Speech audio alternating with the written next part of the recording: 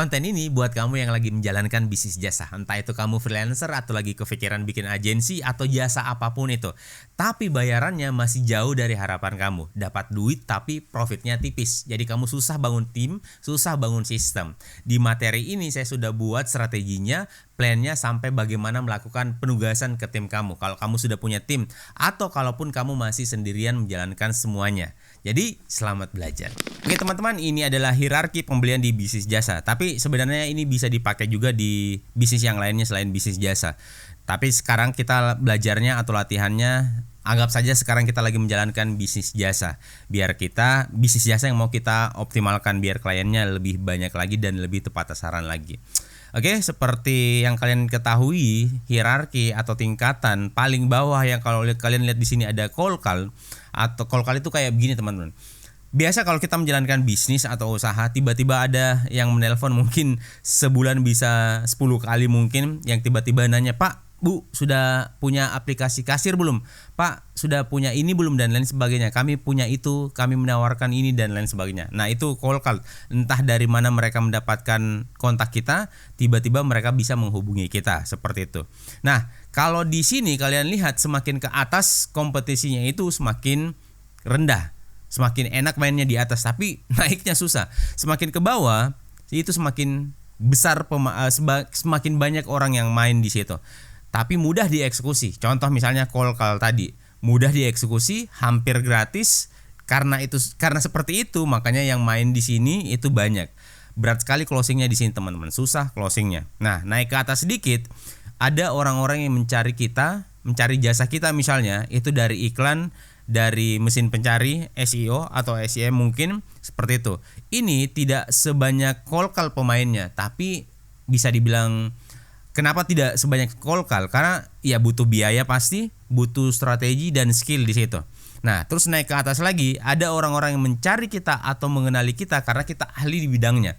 Nah, terus di sini teman-teman, dikenali sebagai ahli di bidangnya, itu kompetisinya juga semakin tinggi, semakin mungkin tidak banyak pemainnya, tidak sebanyak di bawah. Karena di sini itu susah. Susahnya bukan karena orangnya tidak jago sebenarnya, tapi orangnya tidak terlihat atau belum terlihat. Karena di sini narasinya adalah dikenali sebagai ahli di bidangnya. Di luar sana banyak orang yang ahli, banyak pasti yang lebih jago daripada kita. Sayangnya mereka tidak terlihat seperti itu. Mereka tidak bikin konten dan lain sebagainya. Oke? Nah, sementara untuk menjadi ahli di bidangnya, kita mungkin tidak butuh iklan di sini teman-teman. Tapi kalau kita bisa ngiklan, dikombinasikan sama iklan, hierarki yang di bawah itu jauh lebih mantap lagi. Nah, terus hierarki yang di atas ada orang-orang yang mempunyai hubungan dengan kita, tapi mereka belum menggunakan jasa kita. Mungkin teman-teman di circle kita atau teman-teman di satu industri kita mungkin, tapi mereka belum butuh aja sekarang seperti itu. Nah, terus di atas ada orang-orang yang menggunakan jasa kita karena kita direkomendasikan sama klien yang sudah menggunakan jasa kita. Nah, ini di bisnis jasa seringkali seperti itu. Contoh di saya selama ini teman-teman, itu kebanyakan klien saya adalah hasil rekomendasi dari klien sebelumnya yang sudah menggunakan jasa saya dan mereka merasa puas. Seperti itu biasanya, karena di bisnis saya sendiri, jasa edukasi, mentoring dan semisalnya, itu jarang sekali, bahkan hampir dikatakan tidak pernah saya menggunakan iklan berbayar untuk mendapatkan klien di offline seperti itu. Saya baru menggunakan iklan kalau saya jualan kelas online. Nah, seperti itu teman-teman. Jadi saya pakai hierarki yang kedua sama yang ketiga, pakai iklan sama dikenali sebagai ahli di bidangnya. Dan ini harus jalan berbarengan. Saya lakukan keduanya. Nah, karena saya bisa bikin konten dan saya juga bisa ngiklan. Nah, terus yang paling atas adalah klien kita saat ini. Jadi seperti hierarki ini, semakin ke bawah kompetisinya semakin banyak pemainnya, tapi mudah dilakukan. Nah, terus semakin ke atas semakin sulit dan semakin sedikit yang main di situ. Jadi pertanyaannya, hierarki mana yang akan kamu optimalkan di sini? Kalau saya ya mainnya di dua ini, berusaha dikenali sebagai ahli di bidangnya. Terus yang satunya lagi saya manfaatkan iklan untuk ngeboost. Karena kalau kita sudah sudah publish konten-konten kita dan berusaha kita dikenali sebagai ahli di bidangnya, Dan ketika kita ngiklan, itu iklannya biasanya akan semakin rendah biayanya, teman-teman. Oke, dan menurut hierarki ini juga semakin ke atas tingkat kepercayaan orang ke kita itu semakin tinggi, semakin ke bawah juga seperti itu. Dan di sebelah kanan ada hubungan, semakin ke atas hubungan kita sama klien kita itu juga akan semakin tinggi, semakin baik, sehingga kalau mereka membutuhkan jasa yang semisal, mereka akan menggunakan jasa kita lagi seperti itu. Bahkan kita di sini semakin ke atas bisa recurring, bisa menawarkan penawaran atau jasa-jasa yang lainnya. Misalnya mungkin kalau sebelumnya mereka cuma menggunakan jasa bikin konten, nanti mungkin mereka butuh jasa mentoring, atau mungkin butuh kayak di saya paling atas itu di private mentoring sama di menggunakan jasa saya sebagai manajer sementara. Itu bayarannya jauh lebih tinggi daripada jasa-jasa sebelumnya. Seperti itu, teman-teman. Jadi saran saya, berusahalah dikenali sebagai ahli di bidangnya, dan kalau bisa pakai iklan. Oke? Nah, selanjutnya pertanyaannya mungkin seperti ini, teman-teman. Bagaimana supaya kita bisa dikenali sebagai ahli di bidangnya? Ya, salah satu caranya adalah teman-teman harus membangun personal brand. Nah, contoh di sini kita adalah membangun personal brand. Nah, di luar sana banyak orang yang selalu berpikir kalau kita mau membangun personal brand, kita itu harus bisa berusaha menjadi viral. Ternyata tidak seperti itu, teman-teman. Buktinya jadi viral itu bukan gampang sih, bisa dieksekusi, ada strateginya, tapi ketika kita menjadi viral belum tentu kita dikenali sebagai ahli di bidangnya. Bisa jadi kita viral karena konten kita bagus, karena konten kita menarik, interaktif dan lain sebagainya, tapi secara value itu tidak nyampe ke audiens kita. Nah, di sini orang-orang yang selalu berpikir, yang selalu pada akhirnya tidak memulai membangun personal brand karena mereka sudah mencoba tapi tidak viral-viral juga, ya karena mereka berpikir personal brand itu adalah harus bikin konten yang banyak dan lain sebagainya. Padahal yang kita butuhkan di sini adalah bagaimana biar kita bisa dipercaya sama target market kita, sama audiens kita. Nah, dan tidak perlu juga semua orang tahu tentang apa yang kita kerjakan, karena tidak semua orang membutuhkan jasa kita. Cukup orang yang butuh sama jasa kita. Cukup sama orang yang butuh sama apa yang kita akan tawarkan di luar sana. Nah, oke, teman-teman. Jadi kuncinya di sini, kalau kita di sini kita akan membangun personal brand, tapi goalsnya adalah bukan menjadi viral, bukan bikin konten yang banyak, tapi biar orang-orang tahu apa yang akan kita tawarkan dan mereka butuh itu. Nah, berarti kita butuh meriset dulu siapa orang-orang itu. Oke? Nah, di sini ada tools lagi namanya STP, segmenting, targeting, dan positioning. Dia seperti ini, teman-teman. Segmenting, targeting, dan positioning. Ini yang banyak orang salah tentang STP. Jadi, kadang kalau kita ditanya, siapa target market kamu? Pertanyaannya, siapa target market kamu? Seringkali mereka menjawab, target market saya adalah bapak-bapak atau mungkin mahasiswa atau mungkin ibu-ibu. Nah, seperti itu. Yang tadi disebutkan itu adalah segmentasi, teman-teman. Sementara target adalah siapa dari yang sudah kita buat segmentasinya, seperti itu. Jadi, kalau kalian mungkin lihat di sini di bagian segmen ini ada bulatan-bulatan dengan berbagai warna. Itu adalah segmentasi. Anggaplah misalnya target saya adalah mahasiswa misalnya. Nah, ini semua mahasiswa. Yang kuning ini mahasiswa, yang merah ini mahasiswa, yang hijau ini juga mahasiswa. Tapi mungkin ini mahasiswa yang baru kuliah, ada yang mahasiswa yang sudah mau selesai mungkin, ada yang mahasiswa sudah bertahun-tahun masih mahasiswa misalnya kayak begitu. Nah, sementara target adalah mahasiswa yang ini saja, seperti itu. Mahasiswa yang ini saja. Jelas, lebih spesifik. Nah, terus di sini ada positioning. Positioning ini adalah seperti apa kita ingin dikenali sama si target ini. Bukan sama si ini dulu, sama si ini dulu, bukan. Tapi seperti apa kita ingin dikenali sama si target yang ini. Jadi kalau kita mungkin bicara bisnis jasa, saya kasih contoh dulu ya teman-teman. Anggaplah kalau orang di rumah kita, misalnya kita keluar ngantor nih, terus orang rumah bilang, "Kak, kalau mau balik ke rumah tolong beli sabun yang bisa membunuh kuman dan bakteri, karena orang di rumah mungkin adik kamu lagi gatal-gatal misalnya seharian garuk-garuk misalnya." Nah, sabun apa yang kira-kira yang akan kamu bawa pulang misalnya? Apakah Lux, Shinsui, Gift? Saya rasa tidak pastinya. Saya rasa kalian akan membeli Dettol atau mungkin Lifebuoy seperti itu. Nah, saya juga akan seperti itu pastinya. Kenapa? Karena di kepala saya sabun yang bisa membunuh kuman dan bakteri adalah Dettol seperti itu. Kenapa bisa kita kenali Dettol sebagai sabun pembunuh kuman dan bakteri? Karena dia berkomunikasi, mengomunikasikan value-nya dengan visual, audio dan lain sebagainya.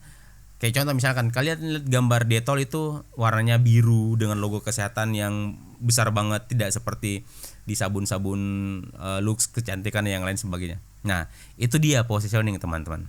Padahal kenyataannya sabun apapun itu yang dia berbusa itu bisa membunuh kuman 99,9% kata WHO waktu pandemi dulu. Seperti itu. Tapi tadi kita pilih Dettol karena kita diminta untuk mencari saat membawa pulang sabun yang bisa membunuh kuman dan bakteri seperti itu. Nah, di sini kalau kita kembalikan ke bisnis kita, positioningnya adalah kita ini mau dikenali sebagai pengusaha jasa apa yang seperti apa di mata target yang ini. Seperti itu. Biar kita tepat sasaran nantinya kalau menjalankan campaign marketing. Seperti itu teman-teman. Nanti bukan kita tidak bisa menyasar yang lain ini.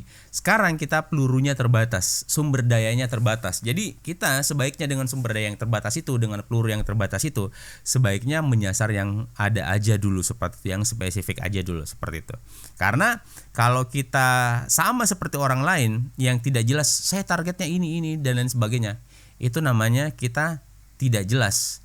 Kalau seperti itu targetnya dengan peluru yang terbatas ini, itu sama dengan kita masuk ke hutan tapi kita cuman anggap aja punya 5 peluru tapi mau berburu kelinci, burung, ular, kijang dan lain sebagainya. Padahal kita keluar belum tentu kita bisa membawa hewan buruan, bisa jadi kita yang tidak keluar karena kita di dalam sana yang dimangsa teman-teman.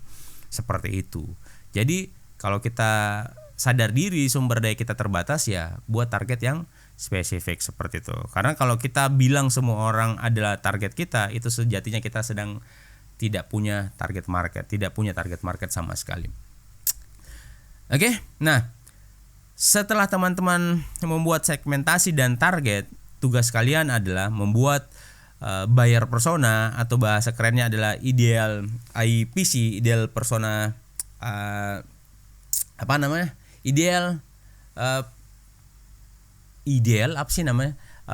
buyer persona,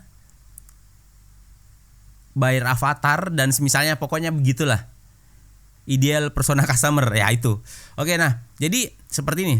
Bukan lagi perempuan usia sekian dan lain sebagainya, tapi harus detail seperti ini, teman-teman. Dulu saya pernah mau jualan kelas offline kalau tidak salah, tapi sebelumnya saya buat webinar dulu. Nah, di webinar itu saya jual webinarnya teman-teman, kalau tidak salah harganya 500.000 kalau tidak salah. Padahal 500.000 atau 750.000. Padahal kalau kalian tahu webinar di luar sana itu harganya biasanya 100.000 bahkan 50.000 mungkin, atau paling mahal 150.000. Tapi alhamdulillah saya berhasil menjual webinar di harga 500 atau 750.000 waktu itu. Nah, kenapa? Karena saya tahu persis siapa target market saya. Nah, waktu itu saya anggaplah saya sebut namanya Fadli. Banyak Fadli di luar sana. Dia adalah remaja introvert yang hobi nongkrong di kafe, punya creative skill tapi belum tahu cara monetize-nya. Nah, saya adalah orang marketing yang tahu cara jualan, tahu cara jualan produk digital, tahu cara jualan jasa dan lain sebagainya. Nah, target market saya adalah Fadli waktu itu. Nah, kesehariannya dia bangunnya agak siang karena malam sering di kafe begadang untuk belajar, meningkatkan skillnya. Hobi main game, nonton, di rumah jarang ngobrol, sering insecure karena teman dan keluarga seusianya sudah lebih sukses daripada dia, tapi kadang dia juga cuek dengan hal yang seperti itu. Backgroundnya 23 tahun, masih single, tinggal di Makassar, punya skill graphic design dan tertarik dengan digital marketing tapi masih cupu. Behaviornya di online, Instagram adalah dunianya. Pinterest untuk cari referensi desain, sering mencari produk keren dan dimasukkan ke wishlist karena ya belum ada budget. Nah, terus apa yang dia cari, apa yang dia inginkan, dia ingin bekerja dari mana saja tanpa kantor, tanpa absen, tapi belum tahu bagaimana caranya. ingin punya tim kreatif tapi tidak tahu bagaimana caranya, berarti dia mau punya agensi. Nah, ingin tetap diperhatikan dan dihargai meskipun dia bukan karyawan tetap di perusahaan besar. Apa yang menginfluence-nya dan lain sebagainya. Nah, jadi intinya seperti itu teman-teman. Harus detail seperti ini. Biar apa? Biar nanti kalau kita mau menawarkan, bikin konten dan lain sebagainya, enak bikin kontennya, enak menawarkannya karena kita tahu apa kebutuhannya, kita tahu apa yang dia khawatirkan dan lain sebagainya. Jadi tepat sasaran komunikasi di marketingnya seperti itu. Terus mungkin pertanyaan kalian, apakah cuma satu buyer persona atau ideal customer profile yang kita bisa buat? Bisa lebih dari satu tapi jangan kebanyakan. Nah, contoh misalnya di sini, saya buat 2 di sini. Ada Ibu Diana. Ibu Diana beda sama si Fadli tadi. Kalau Ibu Diana ini adalah pengusaha muda dengan beberapa bisnis yang tidak punya waktu untuk hire tim kreatif. Kesehariannya sibuk urus anak dan suaminya dan bisnisnya. Jarang bergaul tapi hobi traveling karena duitnya banyak. Backgroundnya 35 tahun, sudah menikah dan tinggal di Makassar. Suka cek online shop dan belanja barang mahal. Apa yang dia cari? Ingin kerja terus dan tidak mau pensiun. Biasanya seperti itu pengusaha. Ingin punya tim yang solid tapi belum tahu bagaimana caranya. Ingin punya aset mewah di beberapa kota tapi saat ini belum bisa. Kekhawatiran dan rasa takutnya, proyeknya tertunda karena faktor eksternal. Timnya tidak mau belajar untuk mengembangkan diri. Nah, di sini ada 2 ideal profile buyer persona yang saya buat, tapi yang saya jual itu cuma satu jenis: informasi, mentoring, dan kemampuan atau skill saya di marketing. Mereka, Ibu Diana dan Fadli ini butuh produk yang sama. Kalau Fadli saya jualan kelas, kalau si Ibu Diana saya jualan jasa mentoring saya, private mentoring saya ke timnya mereka, seperti itu. Fadli bisa bayarnya mungkin ratusan ribu, kalau tapi sama Ibu Diana bisa bayar sampai 2 digit seperti itu teman-teman. Nah, saya mau di sini teman-teman juga bisa jualan jasanya dengan harga yang layak lah seperti itu. Bahkan mungkin lebih tinggi kalau kalian tahu caranya, dan di sini kita akan belajar caranya. Oke, jadi siapa target market kamu? Itu dulu yang jadi tugas kamu saat ini. Tuliskan siapa target market kamu. Di seperti contoh di atas, kita mainnya menentukan segmenting, targeting, dan positioning, dan fokus ke sini teman-teman, supaya kita dikenali sebagai ahli di bidangnya dan kalau bisa diiklankan. Oke, sekarang kita belajar sampai ke eksekusinya. Nah, di strategi eksekusi itu kalau teman-teman sudah bikin perusahaan yang besar mungkin itu kita sudah belajar pakai balance scorecard. Jadi kalau di balance scorecard ada 4 aspek yang kita harus buat goalsnya di keuangan, customer, internal process, sama organisasinya seperti itu, learning and growth-nya. Tapi di sini kita lagi belajarnya di perusahaan yang baru dibuat, masih timnya masih owner kita sendiri, terus ada tim konten sama admin, jadi bertiga. Jadi mungkin saat ini kita tidak membutuhkan yang namanya balance scorecard. Mungkin next lah kalau bisnisnya sudah bertumbuh. Sekarang mungkin kita butuhnya cuman seperti ini: OKR, KPIs, dan kita eksekusi pakai PDCA dan RACI. Oke, OKR adalah objektif dan key result. KPI adalah indikator untuk menilai kinerja tim kita. Terus ada PDCA, bagaimana kita memanage semuanya. RACI juga seperti itu. PDCA plan, do, check, and action. Kalau RACI adalah responsible, accountable, consult, dan inform. Siapa mengerjakan apa. Seperti apa praktiknya, mengamalkannya, ini akan kita eksekusi di spreadsheet seperti ini. Langsung ke OKR. OKR mungkin kalau teman-teman saya langsung ke latihannya di sini. Nanti mungkin bahas detailnya, akan ada konten-konten yang lain biar kita tidak pecah fokus. Jadi di OKR adalah objektif dan key result. Objektif adalah tujuannya. Tujuannya apa? Yang hijau ini tujuannya menjadi relevan dan dipercaya oleh target market yang spesifik. Karena tadi di sini kita mau dikenali sebagai ahli di bidangnya, seperti itu. Makanya kita di sini buat objektif atau goals menjadi relevan dan dipercaya oleh target market yang spesifik. Oke, karena kita mau tadi bikin ideal berpersona. Nah, QR, key result atau hasil utama supaya kita bisa mencapai objektif ini dibuatlah seperti ini contohnya. Muncul konsisten di satu platform selama 12 minggu, 1 kuartal. Terus yang kedua ada respon yang nyata dari market. Targetnya, baseline-nya belum ada, masih 0 karena ya baru banget. Di sini ada respon nyata dari market, entah itu DM, reply ajakan diskusi dan lain sebagainya. Targetnya ada 100 yang seperti itu selama 1 kuartal. Ini sedikit karena baru nyoba teman-teman. Terus ada terjadi 3 sampai 5 peluang leads lah. Targetnya 5 mendapat, terus yang QR 4-nya mendapatkan 2 klien yang tepat. Targetnya 2. Seperti itu. Nah, ini nanti teman-teman kalau seiring waktu berjalan misalnya 1 kuartal itu ini terrealisasi misalnya seperti ini, di sini akan achieve. Nah, kalau misalnya di sini achieve, di sini akan hijau juga karena 100%. Berarti kita sudah mencapai tujuan. Nah, di sini ada jumlah QR, ini ada 4 karena di sini ada QR 1, 2 dan 3 dan 4, jadi 4. Di sini ada QR yang tercapai ada 4 juga karena semuanya achieve. Nah, jadi on track. Nah, di sini ada keterangan. Kalau misalnya kuning seperti ini, anggaplah di sini 1, berarti tidak achieve seperti itu. Dia progress. Nah, terus di sini misalnya cuma dapat 3, ini juga akan progress. Di OKR hanya ada 2, progress dan achieve. Mau itu misalnya ini contoh misalnya 100 dan di sini kita cuma dapat 99, ini kan angka yang cukup memuaskan.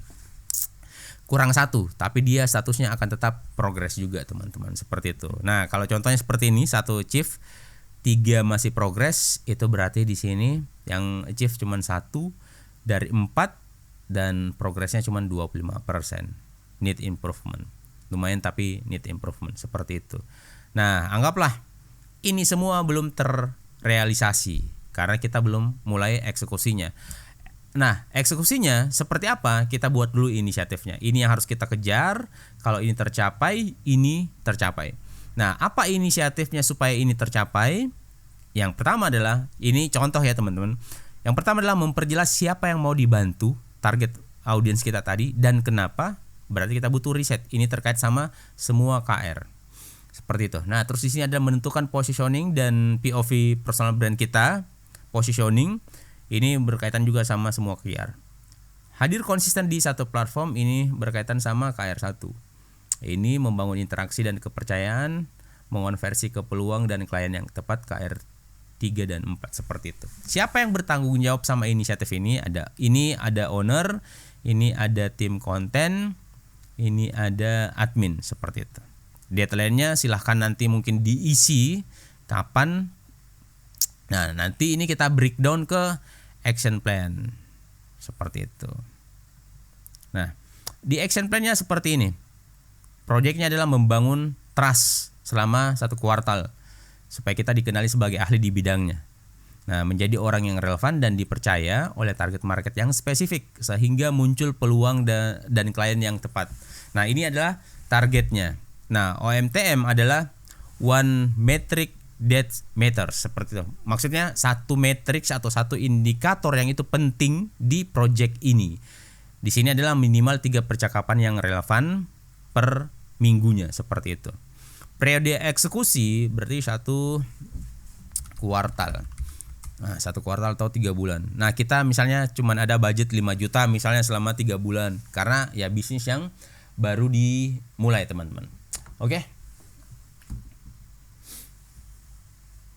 Nah, terus di sini total tasknya ada 21 activity, task atau activity. Di sini ada 21. Jadi di sini 21. Kalau di sini misalnya dikurangi atau ditambah, itu akan berkurang juga di sini misalnya. Kayak gitu. Oke, jadi teman-teman tugasnya adalah monitoring di sini sebagai leader misalnya. Nah, terus timnya cuma ada 3 orang, ada owner, ada tim konten, ada admin. Nah, tadi apa tugasnya? Yang pertama adalah memperjelas target yang ingin dibantu. Aktivitinya adalah identifikasi satu kelompok orang yang paling sering dibantu.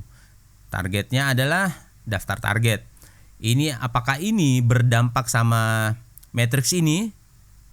Berdampak. Kalau tidak ya tulis tidak. Tapi di sini kenapa saya masukkan ini di sini? Karena saya mau teman-teman melakukan hal-hal yang penting saja yang berdampak sama indikator ini atau matriks yang ini.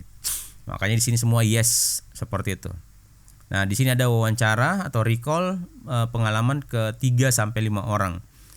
Apa outputnya? Ada catatan masalah yang kita kumpulkan, teman-teman. Terus ada jawab 3 pertanyaan inti dan seterusnya seperti itu. sampai bikin konten. Nah, outputnya di sini, startnya di sini. Kita kasih tanggal, misalnya hari ini tanggal 30 Januari, berarti ini di sini startnya harusnya kemarin. Deadline-nya hari ini. Statusnya on progress.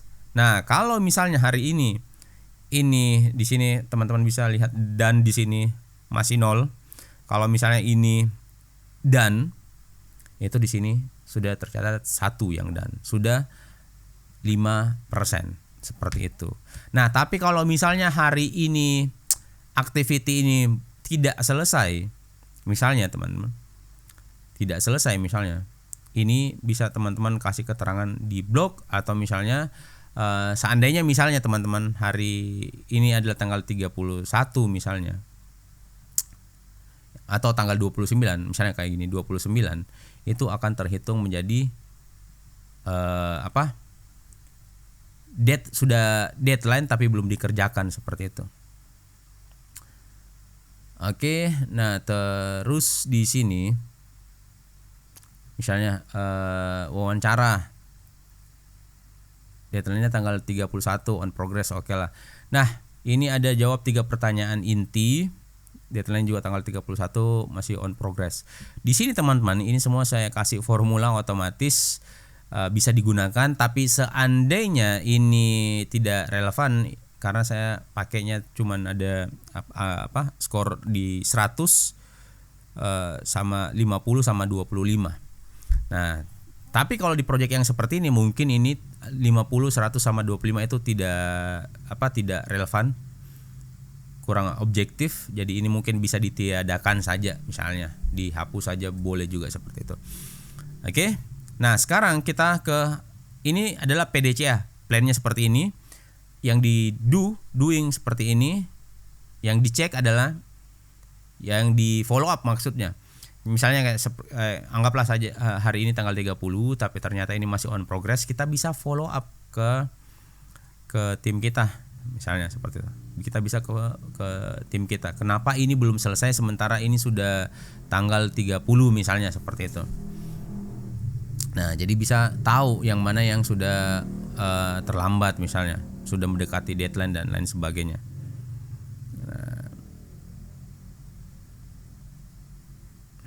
Nah, kayak contoh misalnya kan anggaplah deadline-nya seperti ini. Harusnya tanggal 28 Januari, yaitu akan tercatat sebagai overdue di sini. Nah, oke. Seperti itu teman-teman. Nah, PDCA. Nah, anggaplah ini sudah kita cek ternyata belum beres. PDCA action. Action selanjutnya apa maksudnya? Nah, dicatat di sini. Ya, ini lanjutkan sama stop mungkin. Anggaplah lanjutkan. Action selanjutnya apa? Karena tadi sudah deadline tapi belum selesai. Saya kasih waktu sampai besok pagi untuk diselesaikan. Nanti saya upload. Nanti di follow up kembali. Oke, misalnya seperti itu ya. Seperti ini ya teman-teman, misalnya kayak gitu. Jadi jelas tugasnya sudah sampai mana, apa kendalanya dan lain sebagainya, apa action selanjutnya. Nah, terus di sini itu PDCA seperti itu, terus di RACI responsible, accountable, consult dan inform ini saya buat kolomnya seperti ini. Nah, ini activity ini siapa yang bertanggung jawab? Responsible adalah orang yang bertanggung jawab mengerjakannya langsung. Nah, accountable adalah orang yang mungkin dia tidak ikut mengerjakan tapi dia bertanggung jawab sama hasilnya. Nah, di sini identifikasi satu kelompok yang paling sering dibantu. Yang mengerjakan ini, riset ini adalah tim konten. Yang bertanggung jawab sama hasilnya adalah owner. Consult adalah orang yang kita tanyai terhadap activity ini. Di sini adalah owner. Nah, inform kalau ini activity ini sudah atau task ini sudah selesai, siapa yang kita beritahu? Di sini ada owner dan admin. Nah, kenapa ada admin di sini? Karena dia nanti yang akan melanjutkan tugas-tugas selanjutnya kayak ngobrol sama followers misalnya, calon klien misalnya, dan dia juga yang follow up dan lain sebagainya seperti itu. Makanya kalau ini sudah selesai diberitahukan sama admin juga dan owner juga seperti itu teman-teman. Nah, jadi misalnya kalau kejadian kayak tadi misalnya ini harusnya sudah selesai hari ini tapi di sini statusnya masih on progress, yang kita tanyai di sini adalah bukan tim konten tapi owner, berarti kita sendiri kenapa ini tidak selesai di sini. Nah, berarti kita mungkin yang kurang ngasih fasilitas untuk tim konten, atau mungkin kita yang tidak terlalu cuek sama tim konten, budgetnya mungkin kurang atau apalah itu. Seperti itu. Yang jelas karena rasinya jelas di sini, jadi kalau misalkan ada kendala, kita tahu siapa yang harus kita tanyai, accountable di sini teman-teman. Seperti itu. Oke. Nah, sama di tugas-tugas yang lainnya lagi tadi. Nah, jadi kalau kita kembali ke OKR-nya itu ada 4 QR, ada 5 inisiatif, tapi ketika kita eksekusi di action plan itu ternyata sampai di ada 21 action activity atau task yang harus kita kerjakan. Jadi teman-teman, supaya goals ini tercapai itu harusnya seperti ini. Kalau goals kita di OKR contohnya di sini mau selesai di sini, ini kan goals kita, OKR tercapai di sini. Otomatis kita harus jalankan RACI dengan baik, jalankan PDCA dengan baik, dan di action plan ada KPI, itu action plan-nya harus achieve juga. Kalau ini achieve, ini insya Allah akan ikut achieve juga, seperti itu, tercapai juga. Jadi kalau di sini teman-teman mau tercapai OKR-nya, ya perhatikan dulu di sini. Nah, anggaplah ya teman-teman, anggaplah di action plan ini statusnya misalnya dan semuanya. Nah, di sini ada dan 1, anggaplah dan, ini juga dan, di sini berarti ada 3 dan, ada 1 yang belum dimulai atau on progress begitu misalnya. Nah, seandainya misalnya di akhir periode semua activity ini sampai bikin kontennya, follow up-nya dan lain sebagainya, sampai dapat kliennya juga misalnya tercapai semuanya sampai ke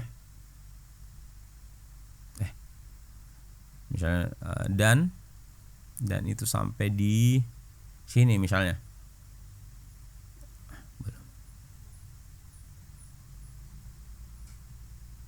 Nah, ini sampai 21 task semuanya dan berarti di sini tercapai, harusnya di sini 100% ya teman-teman.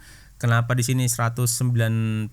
Karena di sini ada kolom-kolom yang kosong yang harusnya dia ya memang kosong di sini. Nah, ini kosong. Nah, kosong mana lagi? Nah, ini juga kosong. Nah, ini. Oke, kayak gini. Nah, kayak gini. Semuanya dan semuanya selesai. Skornya adalah 100. Misalnya ya, contoh seperti ini. Semuanya selesai, tim semuanya senang. Ini tercapai, ini tercapai.